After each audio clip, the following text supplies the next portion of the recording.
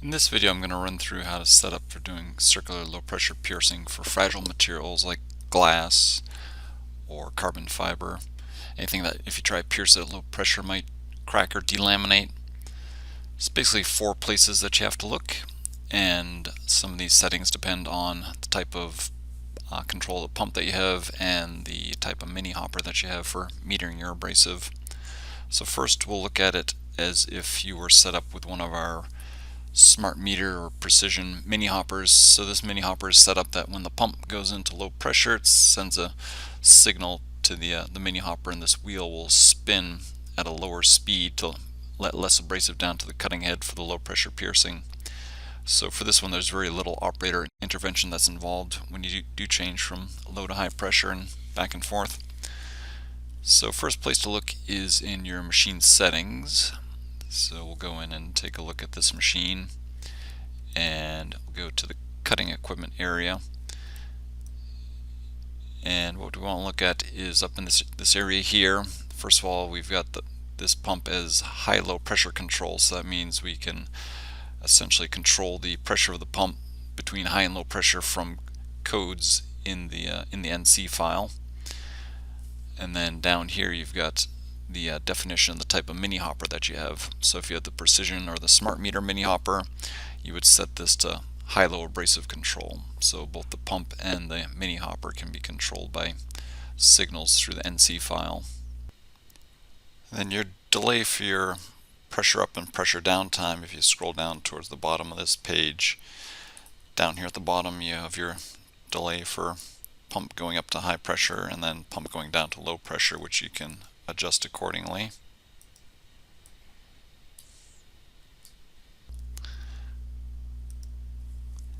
So that's the first place to look. Next place to look is under your material. So if we're doing glass, we'll go into our material file. And on the piercings tab here for glass, we have this stationary and circular piercing area. So this should be unchecked. And this tells iGEMS that you want to use a different pressure when you're doing your piercing. And it doesn't matter what this number is set to, just the fact that we've unchecked this box and it's a number other than the high pressure, then that'll tell iGEMS that you're doing low pressure piercing. So this number here doesn't actually control the pump pressure.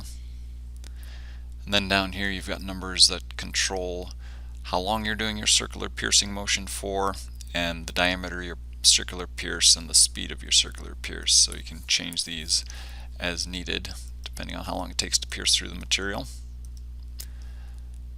So that's the second thing to look at. And then when you're creating your part, the way that we indicate to iGEMS that we want to do circular low pressure piercing is we have to use circular leads. So we'll create these parts here. We'll go to our contour button. So we want to have these leads all set to be circular.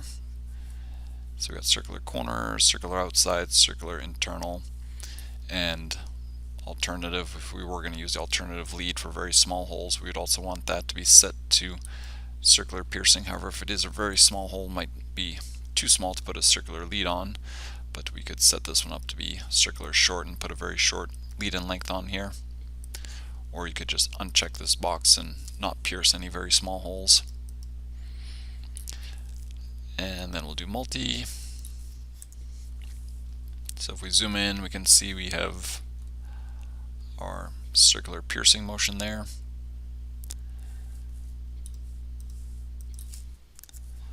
And then we want to look in the process area. Click on the settings button here, go to strategy. This is the fourth area to look at, and you go to the various section. So you want to have skip pressure changes set to either no or no but ask. Skip abrasive flow changes can be set to yes or yes but ask. The key thing here is having the skip pressure changes set to either no or no but ask. So with it like that, when we go to create our file,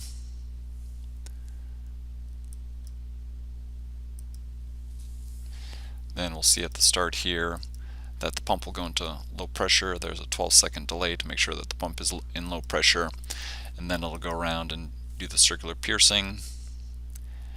And then after it's completed that, scroll down here a bit, we'll see that the pump goes into high pressure, and again there's a delay to make sure it gets up to high pressure, and then goes back and cuts the contours.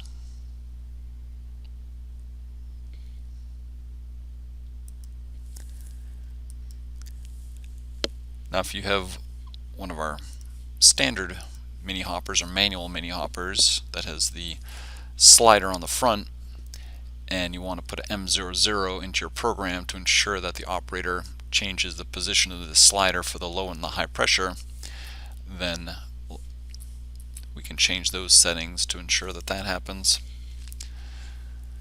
So first of all, back to the machine settings. If we click back on our machine and go down to cutting equipment, so in this case here we would switch to abrasive handled manually, and we'll save that. And then the other thing we have to do is go into our material and back onto the piercings tab, and this time we would want to also uncheck the abrasive flow box here. So this would tell iGEMS that we are using a different abrasive flow amount, and also that we're going to be handling this manually because we specified that in the machine setting.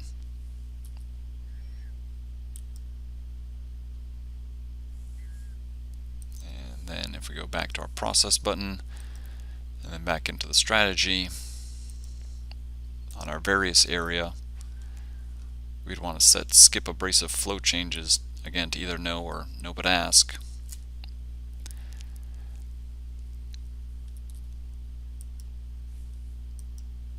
So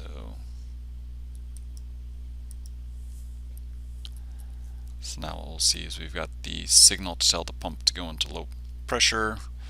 Again, there's the 12-second delay to make sure that the pump is in low pressure, and then M00, give the operator time to change the abrasive flow rate.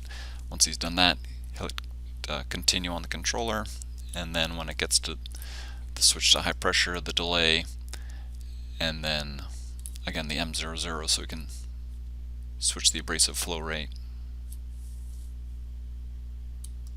And finally, the reason that we have the prompts there to skip the abrasive and or pressure changes are for the situation where if you're just doing something where you're going to be piercing off the edge of the material and you don't need to be doing the circular low pressure piercing, then in that situation you can choose to skip the abrasive flow changes.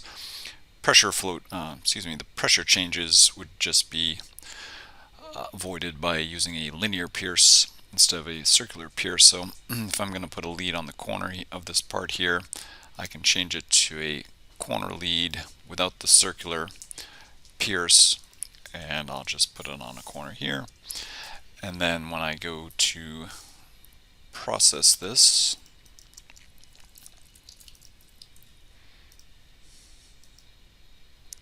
so if I'm going to pierce off the edge of the material, when I go to create the CNC file, I can choose to skip pressure changes and skip abrasive flow changes, and I would start my pump in high pressure with my mini hopper at its standard high pressure setting, and then there would be no codes in here for changing either of those.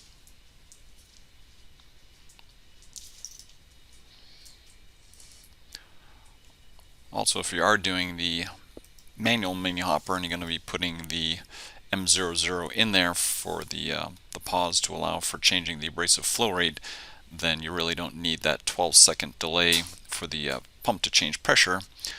So to take that delay out, we can go back into our machine settings and back down to cutting equipment, and I can go down and change the delays to 0.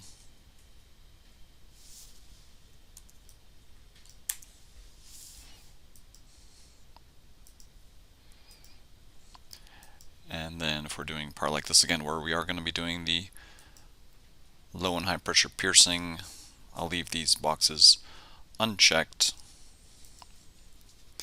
and we'll get the code there to put the pump into low pressure, no delay, but we have the M00 that'll stop the machine until I hit the continue button again anyways. And then scroll down a bit more to the high pressure area. Again, we've got the code to go to high pressure and the M00 to change the abrasive flow rate.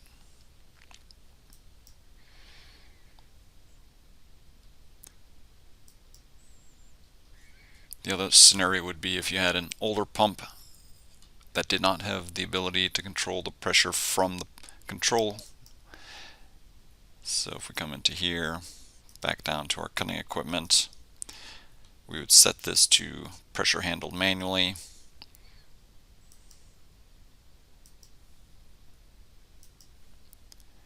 And if we do this one, again, we're not going to skip those. We'll do the pressure and abrasive flow changes. Now the M00, the comment here says set whatever pressure that you put in the material file, so that'll tell the operator what pressure to set the pump at, and then also gives them the indication of the abrasive flow to use. And then when we go back up to high pressure, there'll be a similar comment in there about the pump pressure setting and the abrasive flow rate. If you have any questions on that, let us know. Thanks.